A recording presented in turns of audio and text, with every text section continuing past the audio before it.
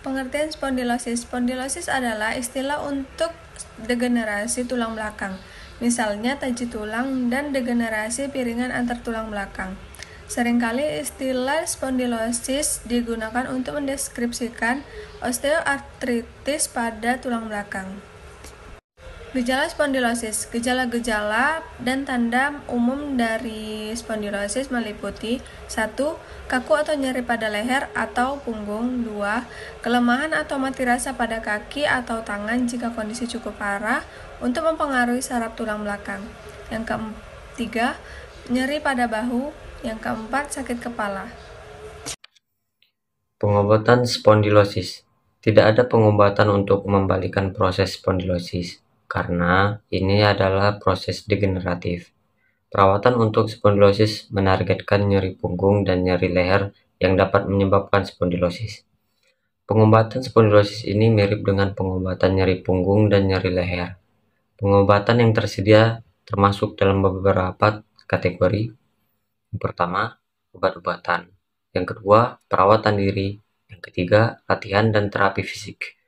Yang keempat, prosedur invasif minimal seperti suntikan dan pembedahan. Diagnosis spondilosis dilakukan dengan menggunakan pemeriksaan radiologi seperti sinar X-film polos, MRI, atau CT scan. Sinar X dapat menunjukkan taji tulang pada korpus vertebra di tulang belakang, penebalan sendi pacet atau sendi yang menghubungkan tulang belakang satu sama lain, dan penyempitan ruang diskusi intervertebralis. CT scan tulang belakang mampu memvisualisasikan tulang belakang secara lebih rinci dan mendiagnosis penyempitan saluran tulang belakang atau stenosis tulang belakang. Penyebab spondilosis. Semakin bertambahnya usia, tulang dan ligamen pada tulang belakang melemah, menyebabkan taji tulang atau osteoartritis. Piringan intervertebrata mengalami degenerasi dan melemah, menyebabkan hernia dan penonjolan pada piringan. Akibatnya, seseorang dapat mengalami beberapa gejala spondilosis. Faktor risiko spondilosis. Ada banyak resiko untuk spondilosis, yaitu kelebihan berat badan, cedera atau trauma pada sendi, predisposisi genetik, orang yang memiliki pekerjaan atau berolahraga yang memberikan stres berulang pada sendi tertentu, usia. Gejala seringkali dilaporkan pertama kali di antara usia 20 dan 50 tahun. Lebih dari 80% orang yang di atas 40 tahun memiliki bukti spondilosis pada studi X-ray. Jenis kelamin. Untuk orang di bawah 45 tahun, osteoartritis lebih umum terjadi pada pria setelah usia 45 tahun. Osteoartritis lebih sering ditemukan pada wanita. Pencegahan spondilosis. Seseorang tidak dapat menghentikan tubuhnya dari bertambahnya usia, tapi dapat melakukan banyak hal untuk meningkatkan kesehatannya tulang belakangnya dengan mengikuti tips yang tercantum, yaitu yang pertama, duduk dan berdiri dengan benar. Yang kedua, berolahraga secara teratur. Yang ketiga, makan sehat atau diet seimbang rendah lemak, kaya buah-buahan dan sayuran. Yang keempat, berhenti merokok. Yang kelima, hindari penggunaan alkohol secara berlebihan.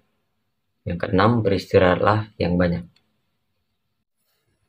Tata cara kodifikasi spondilosis. Yang pertama, buka ICD-10 volume 1. Yang kedua, cari pada daftar revolusi, sistem muskuloskeletal dan sistem jaringan ikat pada bab 13 halaman 561. Yang ketiga, buka halaman 561 lalu akan menempati daftar blok dan subblok yang terdapat pada bab 13. Yang keempat, berdasarkan diagnosis penyakit spondilosis terdapat pada blok M45 dan pada subblok M40 sampai M54. Yang kelima, lalu cari berdasarkan subblok M45, maka kita akan mendapati penyakit stenosis fasciitis dengan kode M45. Tata cara kodifikasi ICD-10 volume 3. Pertama, kita buka ICD volume 3.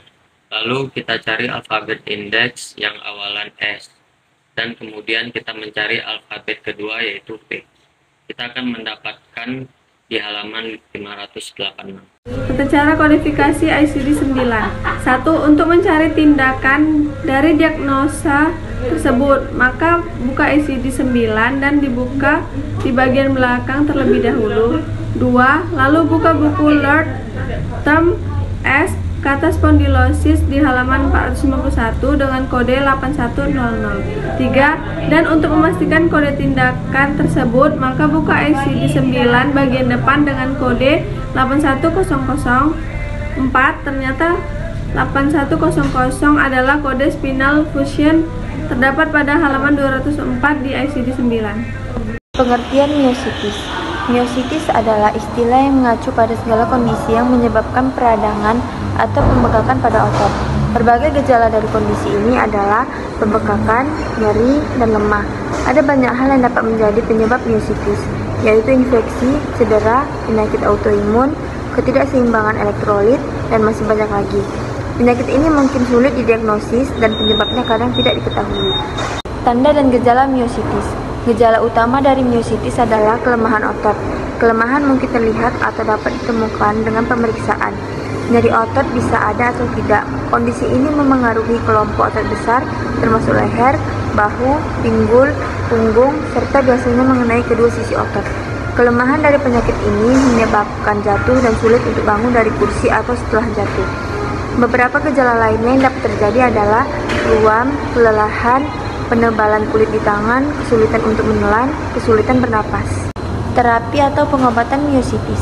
Pengobatan terhadap miositis biasanya menggunakan obat antiinflamasi dan imunosupresan berupa kortikosteroid. Selain itu, pemberian imunoglobulin juga dapat dipertimbangkan. Lalu, untuk kondisi yang disebabkan oleh infeksi virus, umumnya tidak diperlukan pengobatan khusus. Selain itu, kondisi ini juga jarang terjadi disebabkan oleh infeksi bakteri dan membutuhkan antibiotik untuk mencegah penyebaran infeksinya.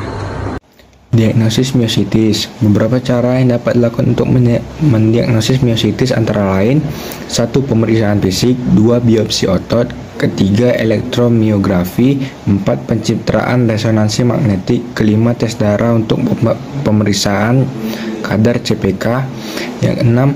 Tes darah antibodi antinuklir, yang ke-7 tes genetik, dan yang ke-8 MRI.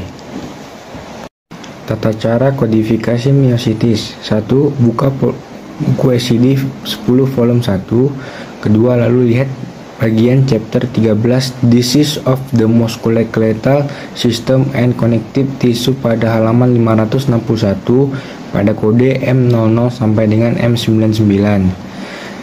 Kemudian baca this chapter contains the following block halaman 561 dan sesuaikan dengan diagnosisnya. Jika sudah terlihat diagnosis yang dicari, yaitu miositis pada kode M60, kemudian cari M60.9 miositis unspecific pada halaman 588. Keempat, lalu buka ICD 10 volume 3 awalan alfabet diagnosa penyakitnya pada buku ICD 10 volume 3. Cari alfabet indeks awalan M, lalu cari bacaan diagnosis penyakit miositis dan miositis terletak pada halaman 432 dengan kode M60.9A. Tata cara kodifikasi volume 9. Untuk mencari tindakan dari diagnosa tersebut, maka buka ICD 9 dan buka di bagian belakang terlebih dahulu. Lalu, buka Lord Term M pada miositis di halaman 386 dengan kode 93.27. Dan untuk memastikan tindakan tersebut, maka buka ICD 9 pada bagian depan dengan kode 93.27.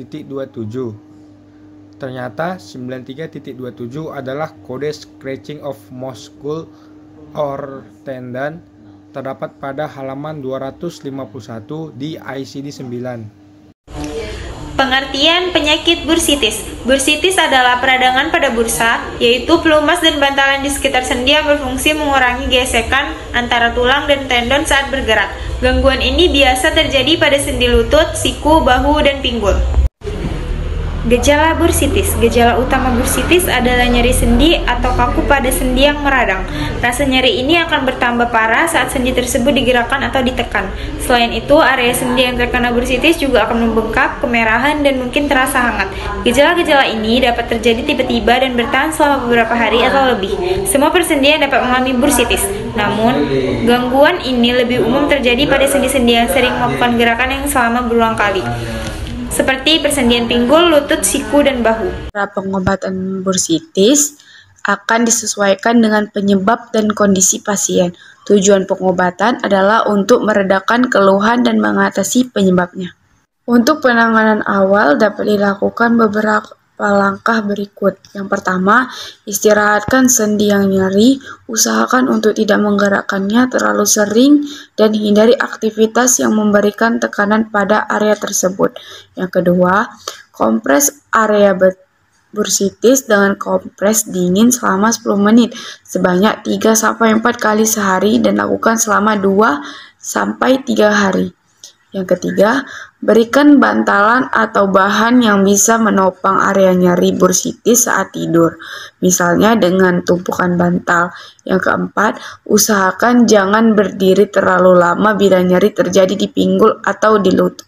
Yang kelima, hindari tidur miring dengan posisi permukaan kasar langsung mengenai sendi yang nyeri. Gunakan bantal untuk menyangga area yang nyeri agar tidak terkena kasur.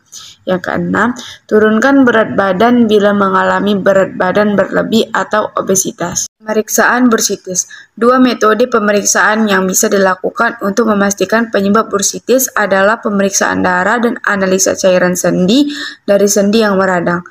Pemindaian yang bisa dilakukan untuk memastikan kondisi bursitis adalah foto ronsen, USG, atau MRI. Cara kodifikasi. Yang pertama, buka pada ICD-10 volume 1.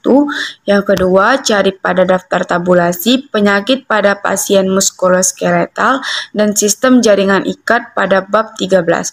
Yang ketiga, buka halaman 594, lalu akan mendaftarkan daftar blok yang terdapat pada bab 13. Yang keempat, berdasarkan diagnosa penyakit bursitis terdapat pada bab 13, blok M00 sampai M09, subblok M70 sampai M79 dengan kode M71. Yang kelima, buka pada ICD-10 volume 3, lalu cari sesuai dengan huruf alfabet diagnosa penyakitnya. Ada pada huruf B, terdapat pada ICD-10 volume 3 pada bab 13 blok M00 sampai M09, pada subblok M70 sampai M79 dengan kode M71. Tata cara kodifikasi. 1. Untuk mencari tindakan dari diagnosa tersebut, maka buka ICD-9 dan dibuka di bagian belakang terlebih dahulu. 2. Lalu buka pada letem T kata tendonitis di halaman 457 dengan kode 83.9. 3. Dari untuk memastikan kode tindakan tersebut, maka buka ICD-9 bagian depan dengan kode 83.9. 4. Ternyata 83.9 adalah kode Other Operation on Muscle Tendon Pascal and Bursa pada halaman 215. Dorsalgia merupakan cedera yang menyerang punggung dan leher. Secara umum, penyakit ini didefinisikan sebagai sekumpulan kondisi yang menyebabkan nyeri dan sensasi terbakar pada beberapa bagian tubuh. Banyak penyebab yang bisa memicu dorsalgia. Secara umum, penyebab nyeri punggung pada satu orang bisa berbeda dengan orang lainnya. Dorsalgia bisa disebabkan oleh gangguan pada sendi, tulang belakang, syaraf, tulang, dan otot. Pada lansia di atas usia 50 tahun. Tata cara kodifikasi dorsalgia. Yang pertama, buka pada buku ICD-10 volume 1. Yang kedua, cari pada daftar evolusi. sistem dorsal gang, dan sistem jaringan ikat pada bab 13 halaman 561. Buka halaman 561 lalu akan mendapati daftar blok dan subblok yang terdapat pada bab 13. Berdasarkan diagnosa penyakit dorsalgia terdapat pada blok M54.9. Lalu cari berdasarkan subblok M50 sampai M54, maka kita akan mendapati penyakit dorsalgia dengan kode M54. Tata cara kodifikasi yang pertama, buka ICD 10 volume 3, lalu cari alfabet diagnosa penyakit yaitu D. Setelah itu akan mendapati diagnosa penyakit dorsalgia dengan kode M54. Tata cara ICD 9, yang pertama kita buka dulu ICD 9, tindakannya yaitu salah satunya dengan cara mencari foto toraks. Berhubung foto toraks tidak ada di ICD 9, maka cari sejenisnya. Yang kedua, cari Litrum X dengan X-ray di halaman 470. De Quervain tenosynovitis atau De Quervain syndrome adalah sakit yang disertai pembengkakan di pangkal ibu jari dan pergelangan tangan. Rasa sakit ini disebabkan oleh peradangan pada selubung tendon di pangkal ibu jari. Gejala penyakit tenosynovitis: 1. Kesulitan menggerakkan sendi. 2. Pembengkakan di area yang terkena. 3. Munculnya nyeri dan sensasi seperti tertekan di sekitar sendi. 4. Sakit saat menggerakkan sendi. Dan 5. Kemerahan di sepanjang tendon. Diagnostik tenosynovitis. Pada tenosynovitis De Quervain, tes Wittgenstein juga akan dilakukan. Pada tes Wittgenstein, dokter memeriksa tangan Anda dengan menekuk ibu jari di telapak tangan dan menekuk jari ke bawah di atas ibu jari. Kemudian Anda menekuk pergelangan tangan ke arah jari kelingking.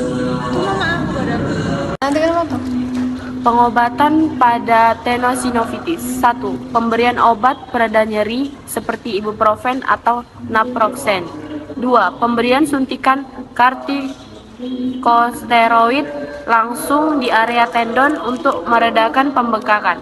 3. Pemasangan belat atau bidai selama 4-6 minggu untuk menjaga agar ibu jari dan pergelangan tangan tidak bergerak. 4. Operasi pada area yang terasa nyeri bila penanganan dengan cara lain tidak berhasil mengatasi keluhan.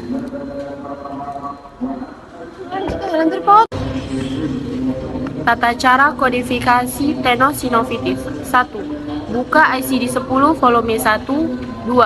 Cari pada daftar tabulasi sistem muskuloskeletal dan sistem jaringan ikat pada bab 13 halaman 591. 3. Buku halaman 591 lalu akan menepati daftar blok dan subblok yang terdapat pada bab 13. 4. Berdasarkan diagnosa penyakit tenosynovitis terdapat pada blok M68 dan pada subblok M65 sampai M68.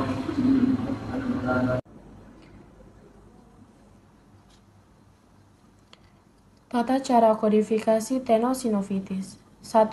Buka buku ICD 10 volume 1. 2. Lalu lihat chapter 13. 3. Lalu lihat bagian chapter 13 Disease of the Musculoskeletal System and Connective Tissue pada halaman 561 pada kode M00 sampai M99. 4. Kemudian baca this chapter contains the following block di halaman 561 dan sesuaikan dengan diagnosisnya.